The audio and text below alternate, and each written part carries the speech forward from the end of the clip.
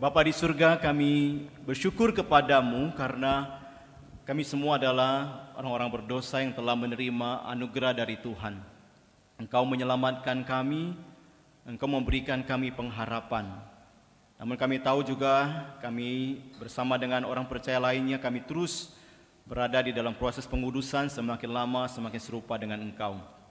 Yang Engkau rindukan adalah kami terus diubahkan, kami berubah melalui pembelajaran firman-Mu. Dan hari ini kami bersyukur kepada Tuhan kembali diberikan kesempatan untuk merenungkan firman Tuhan. Biarlah Tuhan berbicara kepada kami, pribadi demi pribadi, sehingga kami boleh mengerti firman-Mu, bahkan kami juga bersedia untuk diubahkan oleh firman Tuhan, dan hidup kami boleh berkenan di hadapan Tuhan.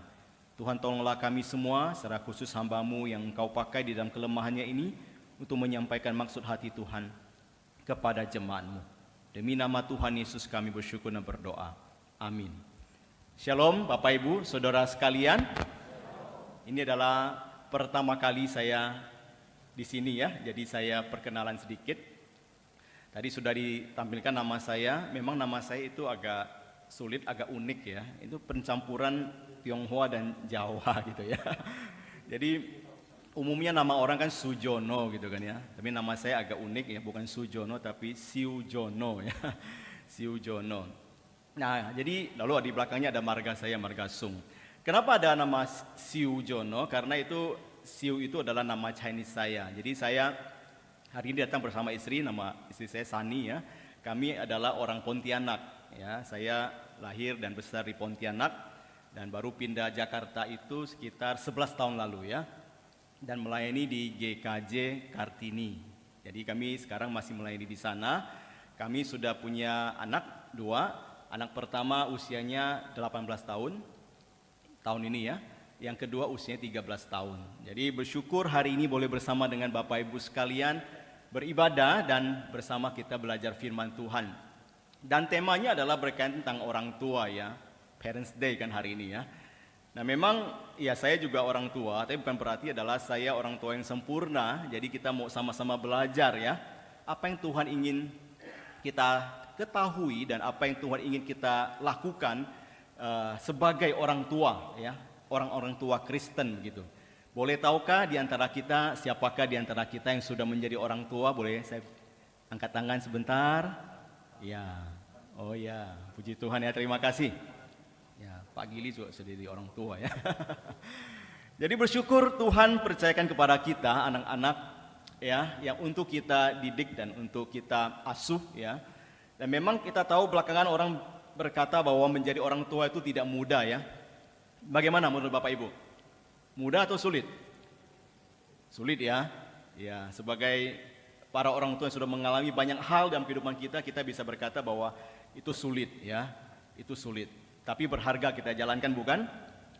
Banyak orang berkata bahwa apalagi zaman sekarang ya, jadi orang tua itu makin sulit dibandingkan zaman dulu. Ya, sepertinya sih memang tiap zaman ada kesulitannya ya.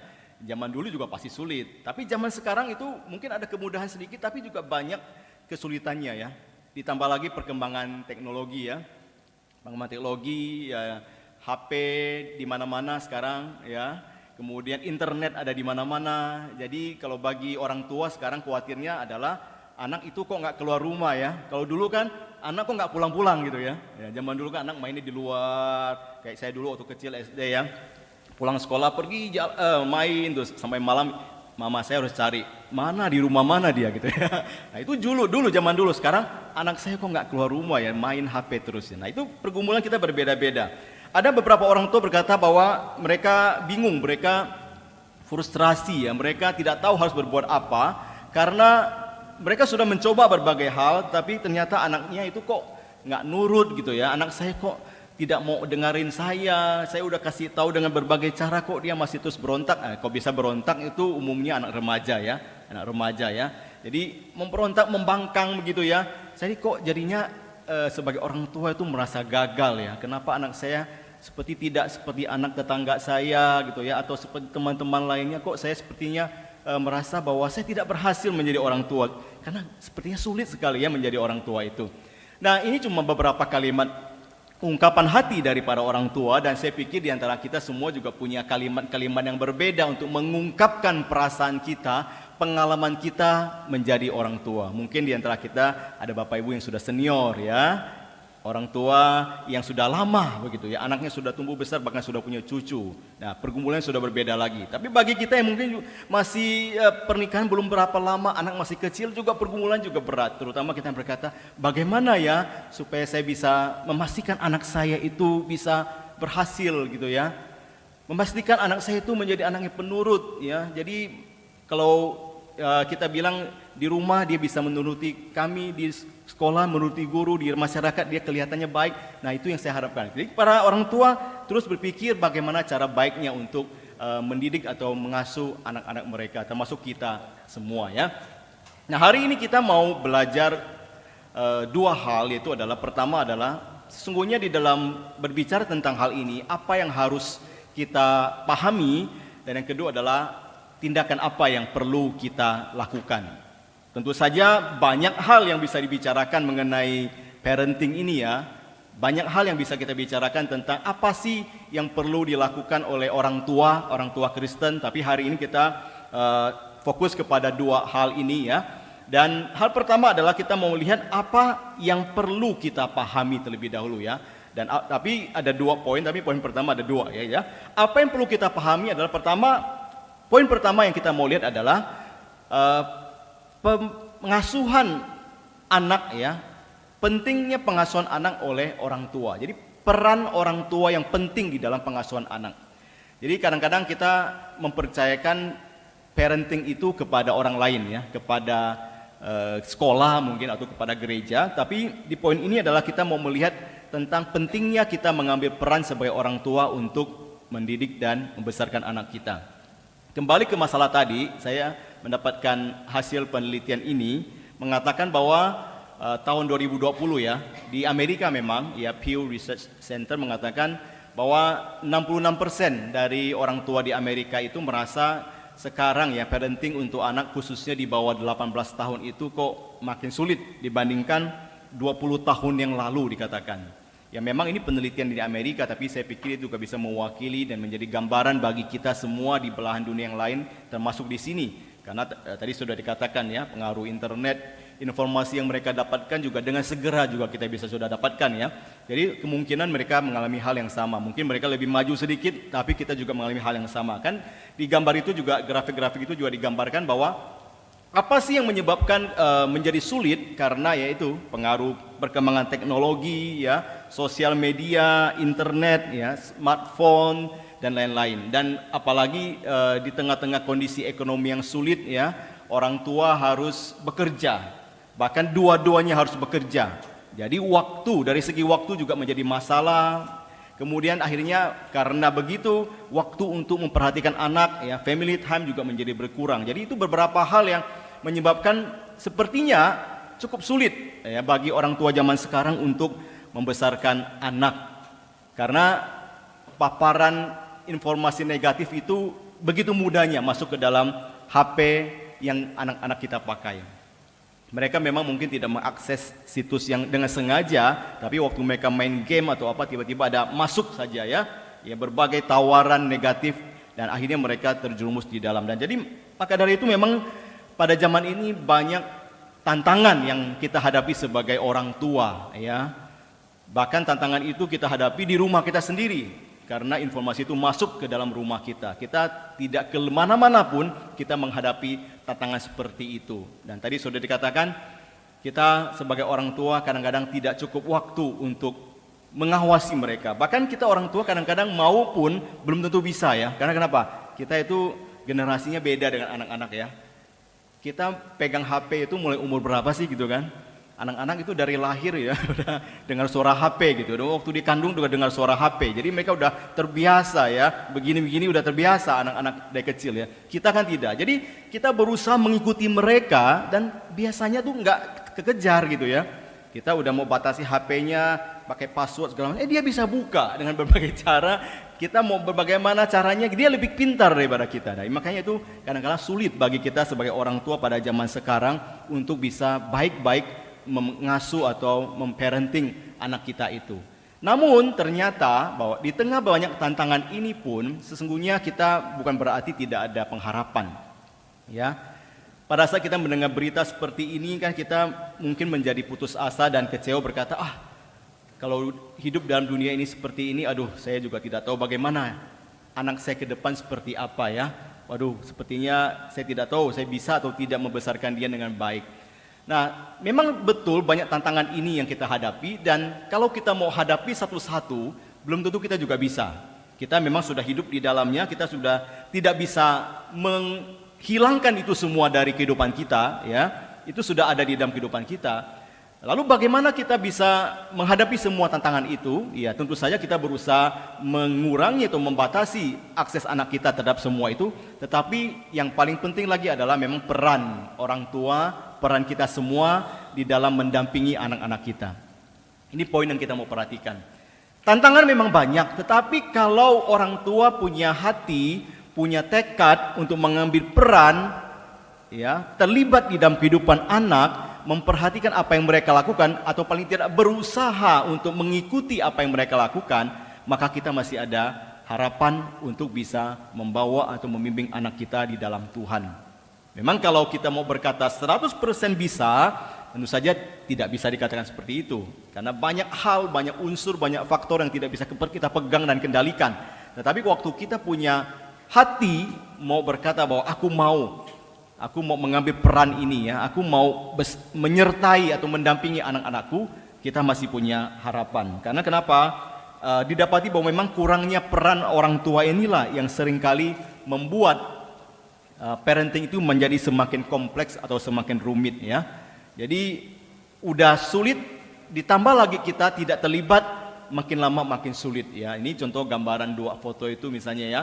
Pulang kerja masih sibuk, misalnya sibuk dengan pekerjaan atau sibuk dengan teman, jadi anak mau tanya sesuatu pun nggak bisa misalnya, ataupun mungkin di pekerjaan sudah begitu capek, begitu sulit, ya pulang rumah mau santai ya, jadi main HP sendiri misalnya kan. Nah, itu hal-hal yang juga sering kita alami. Jadi kita cenderung memilih untuk ya seperti itu ya, kita fokusnya bukan di sana ya, kita fokusnya kepada ya udah yang penting anak-anak butuh apa ya, mereka butuh apa, butuh makanan ya, saya sediakan, butuh pendidikan yang bagus sekalipun saya akan usahakan ya, supaya mereka sekolah di sekolah unggulan, mereka mendapatkan kebutuhan fisik mereka dipenuhi ya, baik pakaian mereka, penampilan mereka, semuanya. Yang penting kalau itu saya sudah cukupkan ya sudah gitu ya. Nah, kita memilih seperti itu karena kita merasa kita terbatas seperti itu. Jadi kalau kita mau punya tekad untuk mengambil peran sebagai orang tua yang membimbing mereka, maka itu akan menolong kita untuk bisa memastikan mereka atau lebih mungkin memastikan mereka menjadi anak yang berhasil berkenan di hati Tuhan. Mungkin kita berpikir mencukupkan kebutuhan mereka ya secara fisik sudah oke, itu memang baik. Tetapi yang penting itu adalah, yang lebih penting lagi adalah karakter mereka, kerohanian mereka, kebutuhan emosional mereka, apakah menjadi perhatian kita ya? Apakah kebutuhan semua itu cenderung kita abaikan sebagai orang tua? Ya memang waktu kita berbicara seperti ini memang kita sadar lah ya, orang tua memang sulit, tidak mudah ya, harus berjuang dalam hal ekonomi, mencari penghasilan, dan masih harus membimbing anak-anak. Memang itu hal yang tidak mudah. Tetapi kalau kita bersedia untuk mengambil peran itu, maka kita akan diberkati melalui kita melihat perkembangan dari anak-anak kita. Kalau kita baca Efesus pasal 6 ayat 4 ya, di sana dikatakan, dan kamu bapak-bapak janganlah bangkitkan amarah di dalam hati anak-anakmu, ini TB1 ya, tetapi didiklah mereka di dalam ajaran dan nasihat Tuhan. Waktu kita membaca Efesus 6 ayat 4 ini, kita melihat mendapati bahwa waktu Rasul Paulus mengatakan kalimat atau nasihat ini, dia tidak sekedar mengatakan ayo ambil peran sebagai orang tua, ayo didiklah anakmu. Tetapi dari kalimat itu kita sudah melihat bahwa dia sudah mengasumsikan bahwa semua pendengarnya itu sudah tahu bahwa memang mereka perlu melakukan hal itu ya. Jadi mungkin konteks pada zaman itu mungkin agak berbeda dengan kita sekarang ya, mungkin ya. Karena waktu itu mereka sudah terbiasa bahwa pendidikan itu adalah dilakukan di rumah ya, orang tua itu atau para bapak secara khusus para ayah mengambil peran itu untuk mendidik anak-anak mereka. Jadi itu adalah hal yang umum. Jadi waktu itu Paulus sudah mengasumsikan mereka semua sudah tahu itu. Nah, cuma kali ini adalah dalam hal ini adalah dia memberikan nasihat untuk lalu kalau begitu bagaimana caranya, bagaimana harusnya kalian semua menjadi orang tua begitu ya. Jadi sudah diasumsikan seperti itu. Lain dengan kita sekarang adalah belum tentu seperti itu. Kita tidak berada di dalam budaya seperti itu. Kita cenderung menyerahkan anak-anak kita ke sekolah untuk dididik. Kita menyerahkan anak kita ke gereja untuk dididik. Jadi kita tidak terbiasa dengan kita masih perlu untuk didorong. Ayo ambil peran itu. Ayo jadilah ayah atau jadilah ibu yang mendidik anak-anak di dalam iman dan kerohanian. Kita mesti perlu didorong karena kita tidak punya budaya itu. Tapi orang pada saat itu mereka sudah tahu dan terbiasa dan memang itulah yang terjadi. Itulah yang dipraktekkan selama yang mereka tahu begitu ya. Tapi di sini Rasul Paulus lebih menekankan kepada lalu kalau gitu bagaimana caranya. Jadi dia tidak lagi menekankan bahwa ayo, tapi di balik itu sudah diasumsikan bahwa memang mereka sudah melakukan hal itu. Dikatakan di sini adalah jangan bangkitkan amarah dalam hati anak-anakmu dan didiklah mereka di dalam ajaran dan nasihat Tuhan. Jadi ini ada dua sisi ya. Jadi penjelasan singkat saja.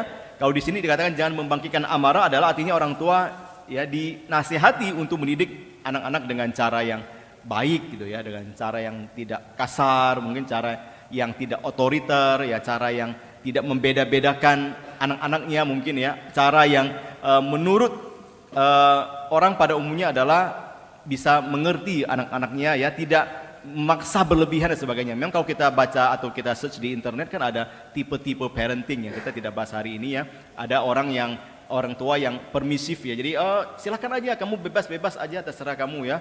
Ada orang tua yang cenderung mengontrol, pokoknya semua nggak boleh harus ikut. Nah, jadi ada lagi yang di tengah-tengah dan sebagainya. Jadi, nah kita melihat bahwa di sini dikatakan bahwa ada dua ekstrim ya. Jadi jangan sampai kita memaksakan kepada anak-anak. Tetapi yang kedua adalah dikatakan juga kita perlu mendidik mereka di dalam ajaran dan nasihat firman Tuhan. Jadi dikatakan di sini adalah digambar bahwa pendidikan kita kepada anak bukan sekedar moral saja, tetapi harus bawa mereka kepada Tuhan, dikaitkan dengan kebenaran firman Tuhan, supaya anak-anak, tujuan kita adalah anak-anak itu mengenal Tuhan ya, bertumbuh di dalam Tuhan, hidup berkenan di hadapan Tuhan. Itu tujuannya. Jadi bukan cuma supaya nanti dia itu jadi anak yang sopan, itu bagus tentu saja ya, anak yang penurut, anak itu semua hal yang bagus, tapi jangan lupa adalah dasar semuanya adalah firman Tuhan. Didiklah mereka di dalam ajaran dan nasihat firman Tuhan. Dan tentu saja sebagai orang tua yang penting adalah teladan kita ya. Kita ngomongnya banyak tapi kita tidak kasih contoh. Nah itu yang jadi berat dirinya. Karena kalau orang berkata kan children see, children do ya. Dia melihat terus dia melakukan. Jadi tidak perlu banyak ngomong, dia lihat kita terus dia melakukan. Nah itu memang sebuah pengajaran yang paling penting yang kita perlu lakukan adalah ya teladan kita dalam kehidupan kita di rumah ya, bagaimana dia melihat kita, bagaimana kita bersikap, bagaimana kita merespons, bagaimana kita di dalam disiplin kita dan kerohanian kita, mereka semua melihat itu, dan itu adalah panggilan bagi kita semua. Memang poin dalam bagian pertama ini bukan tidak khusus mendorong atau mengajarkan kita secara detail tentang ini, tapi adalah tentang kita mau melihat bahwa pentingnya peran orang tua yang telah ditekankan oleh Rasul Paulus juga di dalam ajaran ini, supaya kita sungguh-sungguh mengambil peran kita dan mendidik anak-anak kita di dalam kebenaran firman Tuhan. Jika panggilan ini diabaikan, maka dampaknya anak-anak akan tidak ada kontrol sama sekali ya, walaupun kontrol berlebihan juga salah.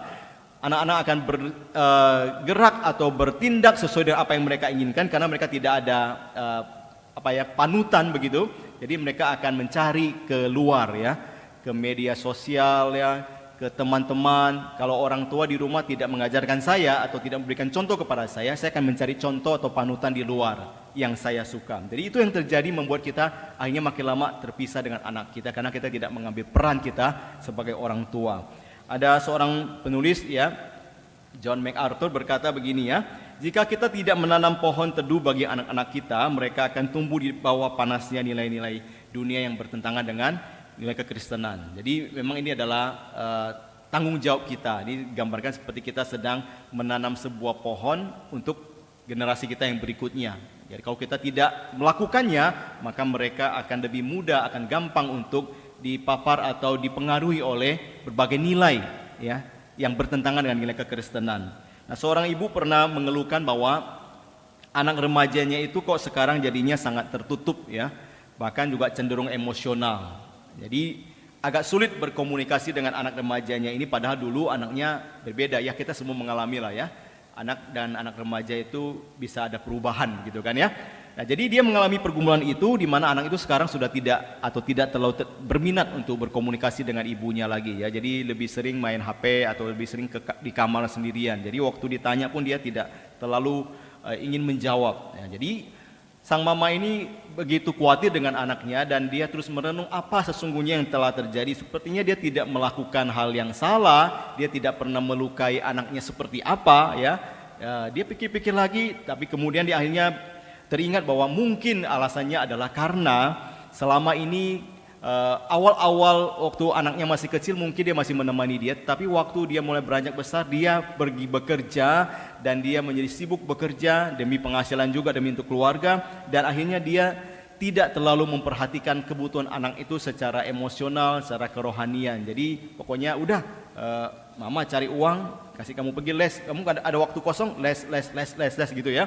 Akhirnya mereka tidak punya keterikatan antara orang tua dan anak. Jadi anak-anak itu juga tidak bisa lagi cerita kepada mamanya dia punya masalah apa di sekolah, dia dengan teman seperti apa, dia punya pergumulan apa, tidak punya waktu lagi untuk bercerita seperti itu. Jadi dia tidak merasakan diperhatikan, dia tidak merasa dikasihi, dia tidak merasa dibimbing, atau lebih berat lagi adalah dia merasa diabaikan. Akhirnya dia berkata, "Kalau begitu ya udah, saya hubungan dengan mama seperti ini aja ya." Hubungannya adalah ya udah mama kasih makan, saya kasih sekolah, saya ikutin seperti itu. Tapi bicara lebih dalam dia tidak tertarik lagi. Jadi saudara sekalian, memang peran kita sebagai orang tua itu kalau kita tidak jalankan pasti ada efeknya ya, pasti ada efeknya.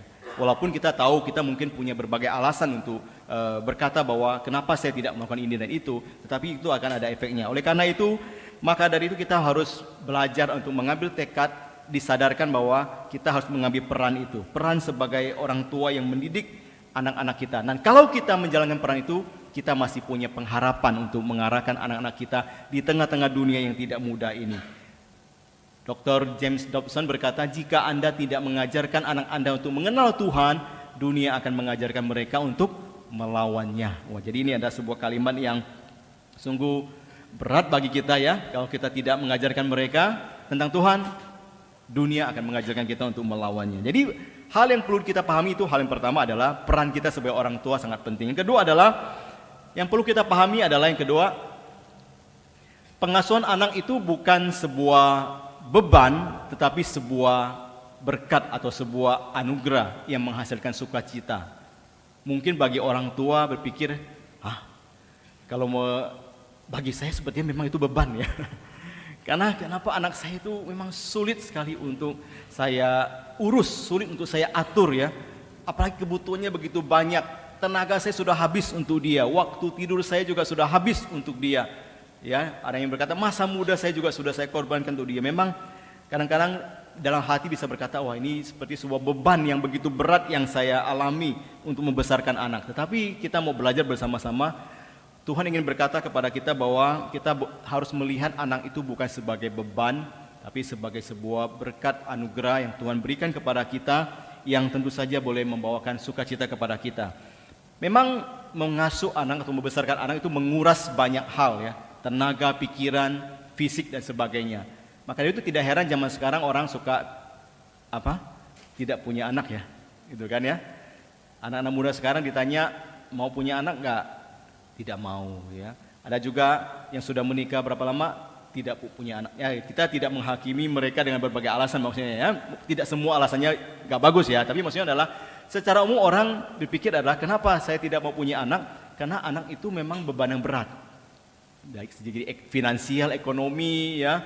Belum lagi saya harus perhatikan dia, saya harus penuhi semua kebutuhannya, saya harus temani dia, dan itu masanya panjang sekali. Akhirnya saya tidak bisa melakukan apa yang saya suka gitu ya. Mungkin itu secara umum, tapi tentu saja ada juga alasan-alasan yang lain. Kita tentu saja tidak bisa menghakimi semua orang punya alasan seperti itu. Tapi kecenderungan seperti itu bukan?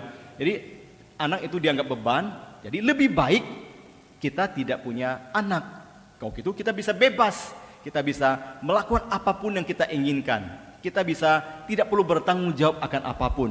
Kita hidup bisa lebih santai, bisa lebih hemat, bisa lebih menyenangkan. Nah, orang mungkin pikir seperti itu ya. Tetapi panggilan Tuhan bagi kita tidak seperti itu, bukan? Tuhan tidak hanya ingin kita hidup sebagai keluarga, menikmati kebebasan kita sebebas-bebasnya seperti itu, tapi Tuhan juga ingin kita belajar sesuatu. Tuhan ingin kita bertanggung jawab akan sesuatu. Salah satunya adalah dalam hal tentang anak kita. Bahkan firman Tuhan mengatakan, sesungguhnya anak-anak lelaki adalah milik pusaka daripada Tuhan, dan buah kandungan adalah suatu upah. Jadi Pemazmur mengatakan bahwa sesungguhnya anak-anak itu adalah sebuah warisan yang berharga, sebuah milik pusaka yang Tuhan berikan kepada kita. Jadi kita harus melihat anak itu sebagai sesuatu yang harta berharga yang Tuhan karuniakan kepada kita. Bahkan dikatakan sebagai sebuah hadiah bagi kita. Karena kalau kita bandingkan, para penafsir memang menafsirkan seperti itu. Dia mengatakan bahwa anak merupakan hadiah yang Tuhan berikan kepada umatnya untuk membawakan sukacita kepada mereka.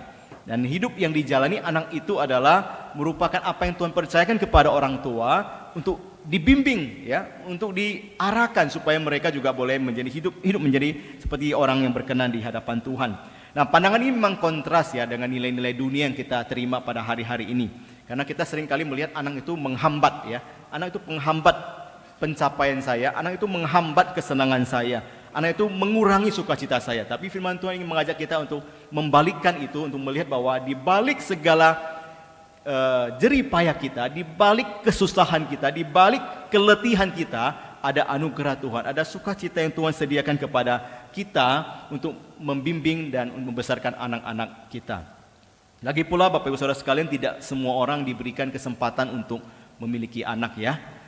Kadang-kadang ada, itu yang memang unik sekali, karena ada orang yang pengen sekali punya anak, tetapi sulit untuk mendapatkannya. Ada yang merasa, aduh saya tidak terlalu mau punya banyak anak, tapi punya anaknya banyak gitu ya. Memang itu hal yang unik, dan mungkin kita juga merasa itu misterius, kenapa seperti itu. Tetapi pada saat Tuhan sudah percayakan anak itu kepada kita, maka kita bisa melihat itu sebagai sebuah blessing, ya, bukan burden, bukan beban, ya. Walaupun memang untuk bisa punya konsep ini, kita perlu sungguh-sungguh menyesuaikan kehidupan kita dan konsep pemikiran kita. Karena pada kenyataan di depan mata kita, sepertinya itu sebuah beban yang berat bagi kita, ya. Tapi kalau kita mau menggunakan kacamata Tuhan, cara pandang Tuhan untuk melihat anak kita, maka kita akan ditolong untuk bisa menikmati perjalanan bersama Tuhan dalam membimbing dan membesarkan anak-anak kita. Ada seorang ibu, ya. Ibu ini bernama Linda. Ibu ini adalah seorang perawat, ya, seorang perawat di rumah sakit. Jadi dia pernah juga merasakan begitu lelah dan frustrasi dalam membesarkan kedua anaknya yang selisih umurnya itu berdekatan. Jadi dia menggambarkan kehidupannya itu seperti medan perang, ya. Udah di tempat kerja udah kayak perang, pulang ke rumah juga medan yang lain lagi yang harus dia alami. Jadi itu begitu capek sekali, begitu lelah sekali, dan sudah berkata, aduh kenapa kehidupan saya seperti itu? Kenapa saya harus penuhi dengan keletihan, ya, frustrasi, tekanan yang begitu berat, baik di luar bahkan di dalam rumah. Sampai suatu kali Tuhan mengingatkan dia dengan cara yang unik, di mana suatu kali waktu itu dia praktek di rumah sakit, ya, agak malam pulangnya. Lalu pulang dia mendapati anaknya sudah tertidur, ya. Jadi gambaran ini adalah gambaran yang disukai orang tua, ya. Jadi melihat, oh anak-anak sudah tidur, sudah tenang gitu, ya. Saya bisa melakukan apa yang saya inginkan, bebas gitu, ya. Nah, jadi kayak itu perasaan yang tenang sekali, ya. Saya tidak tahu Bapak Ibu pernah nggak punya perasaan itu, ya. Akhirnya tertidur juga anak saya gitu, ya. Bisa juga begitu, ya. Nah, waktu itu cuma ada hal yang unik dari kedua anaknya adalah ibu itu mendapati kedua anaknya itu tidur, tapi yang lebih membuat dia sukacita lagi adalah anak itu memegang atau memeluk Alkitab bersama dengan dia. Nah, jadi bukan bermaksud untuk merohanikan segala sesuatu, tapi dia melihat bahwa ternyata usaha dia bagi anaknya itu tidak sia-sia. Di tengah-tengah kecapekannya, di tengah-tengah keletihannya, dia terus mendorong anaknya untuk, ya, berdoa pada Tuhan, membaca firman Tuhan, ya. Dan ternyata ada hasilnya begitu, ya. Nah, kalau kita berusaha, kita berjerih lelah, kalau ada hasilnya, ya, kita akan mendapatkan sukacita itu. Kita akan mendapatkan peneguhan bahwa ternyata yang saya lakukan itu tidak sia-sia. Anak saya ternyata punya, ya, perkembangan yang baik, punya hasil yang baik. Kita menjadi sukacita, bukan? Jadi hal-hal kecil yang Tuhan sediakan bagi kita dalam perjalanan kita membesarkan anak itu adalah hal-hal yang penting untuk kita syukuri dan alami, ya, dan jadikan itu sebagai sukacita. Nah, saudara sekalian, mungkin saya juga boleh seringan sedikit ya. Jadi saya sudah katakan bahwa anak saya itu dua, ya. Yang pertama itu 18 tahun, cewek, ya. Yang kedua itu cowok, 13 tahun. Dan cowok anak saya yang kedua itu adalah dia lahir dengan gangguan pendengaran berat, juga sudah bisa dikatakan tuli lah ya, tuli syaraf begitu.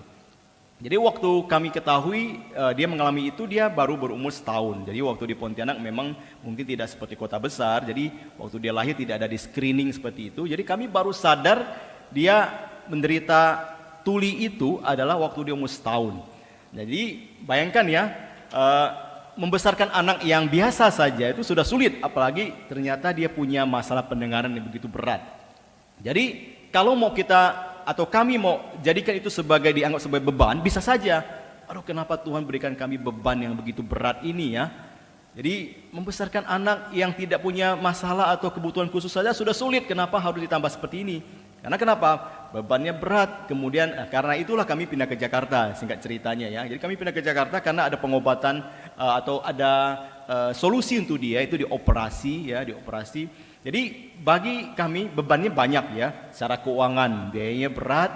Kemudian juga setelah itu dia harus ditemani, didampingi ya, harus diajar, dan itu memang yang lebih berat itu istri saya sih memang ya. Jadi memang dia mendampingi anak kami dari kecil itu, waktu umur 2-3 tahun tuh aduh nggak bisa belajar, nangis terus ya. Kita bawa ke terapi ya, masuk ke terapi kan, bayarnya juga mahal kan, terapi kan, nangis gitu ya, nangis, terus habis itu nangis waktu sedikit tenang, terus bayar, bayangin perasaan kita ya, udah bayar mahal terus nangis terus ya. Di rumah mamanya tenangin dia, duduk saja nggak bisa, duduk tenang saja nggak bisa begitu ya, nangis terus karena dia selain masa pendengaran dia juga fokusnya kurang. Jadi itu bisa dikatakan itu hal yang berat gitu ya, berat sekali. Nah, tergantung kita cara melihatnya. Memang pada masa itu tentu kami juga bergumul Bu ya. Tetapi pada saat kami melewati semua itu, kami melihat kembali, kita boleh bersyukur kepada Tuhan bahwa di tengah-tengah kesulitan kami itu Tuhan memberikan anugerahnya, bahkan memberikan sukacita kepada kami. Walaupun di tengah keterbatasan anak kami ini, dia bertumbuh ya, diajarkan, dia tahu misalnya kan ada apa-apa dia mau berdoa ya. Kalau dia sakit dia minta didoakan, mamanya sakit dia langsung mendoakan gitu ya. Jadi dia tidak diminta lagi. Dan walaupun perkembangan tidak sebaik atau seperti anak-anak seusianya, tapi kami bersyukur karena di balik semua itu Tuhan telah membuat kami belajar banyak hal di sana, memberikan kami peneguhan yang begitu besar, memberikan sukacita yang begitu besar di tengah-tengah kelemahan-kelemahan kami itu. Jadi tergantung cara kita melihatnya ya. Kalau kita melihat itu sebagai beban, maka itu akan sangat berat sekali. Setiap kali dia nangis, setiap kali dia mengalami masalah, kita akan menambah berat beban hati kita. Tapi kalau kita melihat itu sebagai Tuhan percayakan itu kepada kita, Tuhan mempercayakan itu, Tuhan akan menguatkan kita untuk melewatinya, maka kami akan dikuatkan terus berjalan. Walaupun sampai sekarang belum selesai penuh, masih terus perlu didampingi, tapi kami melalui pengalaman kami selama ini dia sudah 13 tahun ini, kami terus dikuatkan untuk berkata, ya meskipun sulit ya, sulit itu memang sulit ya, tetapi Tuhan berikan anugerahnya yang cukup bagi kami untuk menjalani itu. Jadi cara pandangnya, konsepnya harus berubah supaya bisa bertahan. Kalau andai kata kami tidak pakai cara pandang itu, kami terus memandang dia sebagai beban, ya kami terus mengeluh aja, tiap kali mengeluh dan tidak ada sukacita dalam ya mendampingi anak kami. Nah, puji Tuhan, Tuhan berikan anugerah yang cukup bagi kami ya. Walaupun itu tidak selesai sampai sekarang, belum selesai, tapi kami percaya anugerah Tuhan cukup. Dan saya pikir itu juga berlaku bagi kita semua ya, anak-anak Tuhan.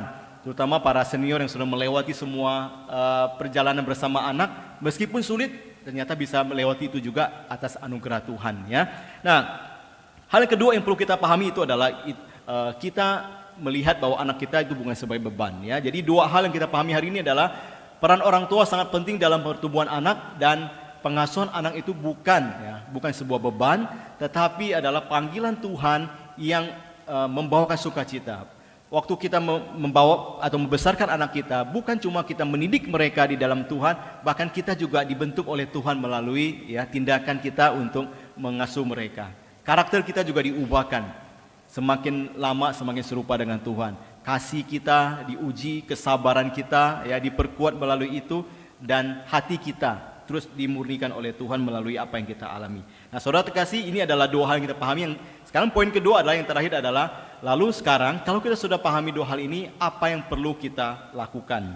Apa yang perlu kita lakukan adalah setelah kita memahami itu semua, mari kita mengambil tindakan untuk melakukannya, begitu ya. Jadi karena tahu dengan melakukan itu hal yang berbeda, masih ada sebuah jembatan, begitu ya. Kau tahu banyak ya, belum melakukan, tentu saja itu akan tidak membawakan efek apa-apa. Kita bisa belajar banyak hal, kita bisa cari di internet banyak hal tentang bagaimana menjadi orang tua yang baik. Kita bisa dengar khotbah banyak hal, tapi kalau kita tidak melakukan, itu tidak akan menghasilkan apa-apa. Amsal 22 ayat 6 mengatakan, didiklah orang muda menurut jalan yang patut baginya, maka pada masa tuanya pun ia tidak akan menyimpang dari jalan itu. Nah, ayat ini bisa kita bagi kira-kira paling tidak menjadi 3 bagian. Kalau dikatakan didiklah orang muda, itu bisa diartikan sebagai melatih atau mendidik. Orang muda itu bisa diterjemahkan sebagai masa pertumbuhan ya, anak-anak atau remaja yang masih muda. Nah, jadi itu adalah tindakan membentuk karakter mereka, mengajar mereka, untuk membimbing mereka untuk terus berada di dalam firman Tuhan ya. Jadi ini adalah tindakan untuk mendidik mereka. Hal ini merupakan tanggung jawab kita, tadi sudah saya katakan ya. Kalau kita sudah tahu peran kita, mari kita lakukan hal itu. Karena firman Tuhan kalau kita baca di Ulangan ya, Ulangan pasal 6 sampai 7 dikatakan, apa yang kuperintahkan kepadamu pada hari ini haruslah engkau perhatikan, haruslah engkau mengajarkannya berulang-ulang kepada anak-anakmu dan membicarakannya apabila engkau duduk di rumahmu, apabila engkau sedang dalam perjalanan, apabila engkau berbaring, dan apabila engkau bangun. Nah, jadi ini adalah panggilan atau perintah Tuhan bagi kita semua sebagai orang tua. Panggilan mendidik ini ya merupakan panggilan yang dilakukan secara konsisten setiap hari. Meskipun pada zaman kita sudah ada sekolah, ya, ada gereja, tapi tidak yang meniadakan atau mengurangi peran kita sebagai orang tua untuk mendidik mereka di dalam Tuhan. Kemudian menurut jalan yang patut baginya artinya adalah bisa diartikan sebagai jalannya Tuhan, juga bisa diartikan sebagai sesuai dengan kepribadian anak itu, sesuai dengan bakat dia, sesuai dengan pembawaan anak itu ya. Jadi mengarahkan mereka sesuai dengan apa adanya mereka, tetapi dengan dasar kebenaran firman Tuhan. Kemudian pada masa tuanya ia tidak akan menyimpang. Nah, ayat ini, bagian ini yang perlu kita perhatikan, karena seringkali ayat ini dipakai sebagai sebuah janji ya, janji dari Tuhan, dan kita klaim, oh kalau gitu oke, kalau saya didik mereka menurut jalan yang patut baginya, pasti mereka tidak akan menyimpang. Nah, ada orang yang mengklaim janji itu, dan juga akhirnya ada orang yang mempertanyakan itu. Kenapa orang itu, keluarga itu ya, dia sudah didik anak mereka dalam Tuhan, kok dia besarnya menjadi berpaling ke yang lain misalnya begitu kan ya. Mungkin ada yang bertanya seperti itu. Nah, kalau kita perhatikan ayat ini sesungguhnya, nah kalau kita baca tafsiran mengenai ayat ini, sesungguhnya bahwa ayat ini bukan sebuah janji ya.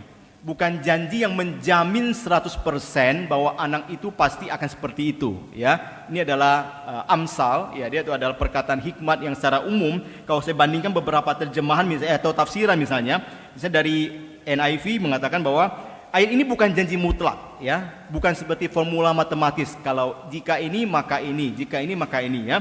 Tapi ini prinsip hikmat yang berbicara bahwa kalau konsisten diterapkan nilai-nilai yang diterapkan kepada anak-anak itu, maka punya peluang yang sangat besar untuk mengarahkan anak-anak itu sehingga mereka bisa bertumbuh di dalam Tuhan dan tidak menyimpang. Kemudian terjemahan lain, misalnya tafsiran lain, misalnya dari Tyndale misalnya mengatakan bahwa tidak akan menyimpang itu punya pengertian bahwa itu ada jangka panjang. Bisa saja di tengah perjalanan mereka bisa menyimpang, tapi kemudian bisa balik lagi. Jadi itu tafsirannya artinya adalah tidak pasti juga, tidak menjamin 100% bahwa anak itu akan pasti selalu berada di jalannya. Dan kemudian satu lagi adalah dari John MacArthur mengatakan bahwa sukses dalam parenting, mengatakan bahwa itu bukan otomatis ya, bukan otomatis, dan itu adalah prinsip, bukan janji otomatis. Dan dia berkata bahwa sukses dalam parenting itu adalah bukan apakah anak itu nantinya jadi berhasil atau tidak ya, tetapi apakah orang tuanya setia atau taat melakukannya atau tidak. Nah, memang kita seringkali mengukur kesuksesan dari pengasuhan anak atau parenting dari hasilnya, dari anaknya. Waktu anaknya bertumbuh dewasa menjadi anak yang takut akan Tuhan, ya, pelayan Tuhan yang luar biasa, kita berkata, oh, orang tua ini berhasil. Memang dia pasti berhasil karena anaknya seperti. Lalu misalnya ada orang tua lain misalnya, anaknya itu sudah dewasa malah meninggalkan Tuhan, tidak mau ke gereja, kita berkata orang tua itu tidak berhasil. Nah, di sini dibawa kita kepada pemikiran yang baru bahwa tidak melihat kepada anaknya, tapi melihat kepada sejauh mana kesetiaan atau ketaatan orang tuanya untuk melakukannya, untuk mendidik anak itu, untuk membimbing dia. Kalau orang tuanya sudah melakukan apa yang patut dilakukan, tapi ternyata anaknya masih tidak atau masih menyimpang, nah orang tuanya bukan berarti tidak berhasil, tetapi karena dia sudah melakukan yang sesungguhnya yang harus dilakukan, tetapi anaknya yang memilih sendiri untuk menyimpang dari jalan itu. Nah, tetapi prinsip di sini mengatakan bahwa pada umumnya tidak seperti itu. Pada umumnya kalau anak-anak itu diarahkan dengan baik, dia akan seperti itu. Tetapi bisa nggak tidak seperti itu? Bisa saja. Ada anak-anak yang sudah diarahkan dengan baik, tapi dia tidak menyimpang dari apa yang Tuhan ajarkan lewat firman-Nya. Jadi ini bukan janji, sekali lagi ya. Tapi dengan demikian bukan berarti kita berkata, oh kalau bukan janji, oh, saya tidak perlu melakukan. Tidak ya. Justru ini ada prinsip hikmat yang harus kita ikuti. Karena kalau kita ikuti, harapan kita sangat besar sekali bahwa anak kita nantinya akan berhasil di hadapan Tuhan. Oleh karena itu ini menjadi peringatan kepada kita. Ini waktu 8.30 ya, waktu kita udah mau habis ya.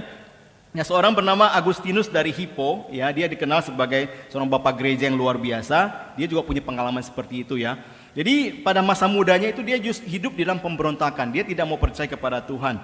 Padahal mamanya, namanya Ibu Monica, sudah mengajarkan dia firman Tuhan dari kecil, mengarahkan dia apa yang benar. Tapi dia bertumbuh menjadi orang yang membangkang dan tidak mau mendengar firman Tuhan. Dia mencari kesenangan duniawi, dia mencari untuk memuaskan pikiran-pikirannya melalui berbagai filsafat, bahkan dia ikut ajaran atau sekte yang sesat gitu ya.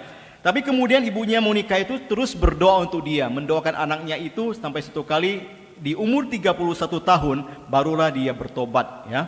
Jadi dia sempat berpaling, kemudian dia balik lagi.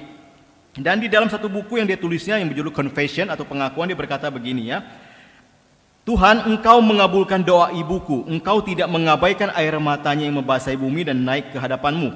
Engkau mendengarkannya dan menuntun aku kembali kepadamu. Jadi dia memaknai perubahan hidupnya adalah karena peran mamanya, peran bimbingan mamanya, peran doa dari mamanya yang membawa dia kembali kepada Tuhan. Jadi ini adalah ilustrasi yang nyata untuk mengilustrasikan Amsal 22 tadi ya, di mana kalau anak itu dibimbing dengan baik, suatu saat mereka akan diingatkan kembali akan firman Tuhan yang mereka dengarkan dari sejak kecil. Pertanyaannya adalah, apakah saya sudah menjadi teladan bagi anak-anak saya? Apakah rumah saya menjadi tempat anak untuk mengenal dan mencintai Tuhan?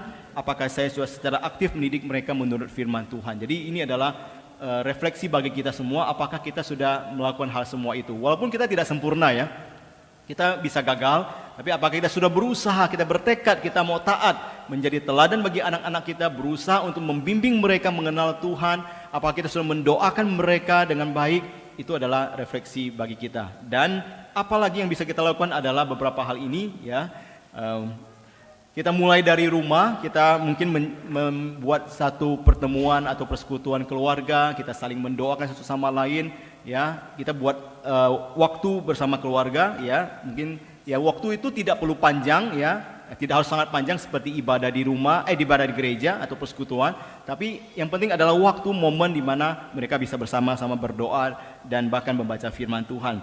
Kenalilah keunikan anak Anda, minatnya apa, karakternya apa, arahkan dia sesuai dengan apa yang Tuhan inginkan baginya. Lalu kita juga belajar untuk menjadi teladan ya. Anak-anak lebih banyak belajar dari apa yang kita lakukan daripada apa yang kita katakan. Mari kita belajar dari teladan dari kita untuk diberikan kepada mereka. Kemudian libatkan gereja dan komunitas Kristen, bangun relasi yang mendukung untuk pertumbuhan anak kita, dan juga yang terakhir adalah jangan menyerah ya. Karena parenting itu jangka panjang ya, jadi belum tentu satu kali dua kali dia langsung berubah ya. Kita perlu sabar dan jangan menyerah, terus berserah kepada Tuhan, bergantung kepada Tuhan, dan melakukan apa yang bisa kita lakukan. Nah terakhir, saya tutup sedikit ya. Tadi saya sudah katakan anak saya 2, anak saya yang pertama 18 tahun. Nah memang masa anak itu terbatas Bapak Ibu Saudara sekalian. Jadi dia paling bisa bersama dengan kita sampai usia seperti ini. Jadi kalau waktu dia sudah taman SMA, biasanya sudah mulai ya. Mereka sudah kuliah, mereka sudah mulai terpisah dengan kita, mereka sudah mulai jauh, mungkin tinggalnya juga dengan kita.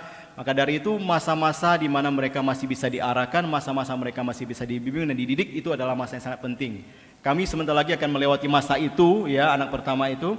Dan memang dalam perjalanan parenting kami ya tentu saja tidak sempurna, banyak kegagalan juga ya, banyak hal yang tidak berhasil dilakukan juga, tapi saya ingin mengajak kita semua melalui pengalaman ini adalah selagi ada waktu, ya, selagi Tuhan masih berikan kita waktu, anak-anak kita masih bersama kita, mari kita pakai waktu itu dengan baik untuk membangun relasi dengan Dia, mengarahkan dia sesuai nasihat firman Tuhan, untuk membuat anak ini boleh mengerti bahwa mereka hidup itu untuk siapa, tujuannya apa, bagaimana harus menjalani hidup ini, ya.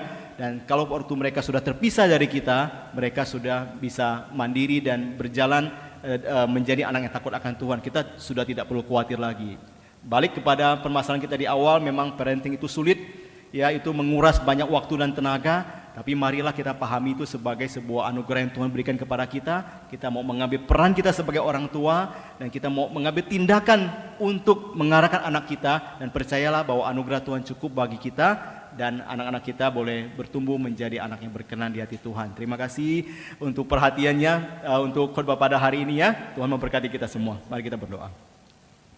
Bapa di surga, kami berdoa kepada Tuhan. Kami tahu kami terbatas, kami manusia terbatas. Kadang-kadang kami tahu banyak, tapi kami juga tidak mampu untuk menerapkannya.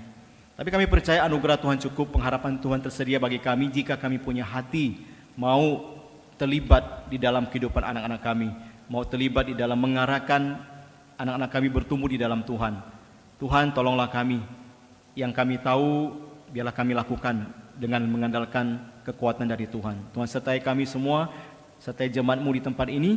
Biarlah mereka semua menjadi orang-orang tua yang bijak, yang boleh mengarahkan anak-anak mereka menjadi anak-anak yang takut akan Tuhan. Terima kasih Tuhan. Demi nama Tuhan Yesus kami berdoa. Amin.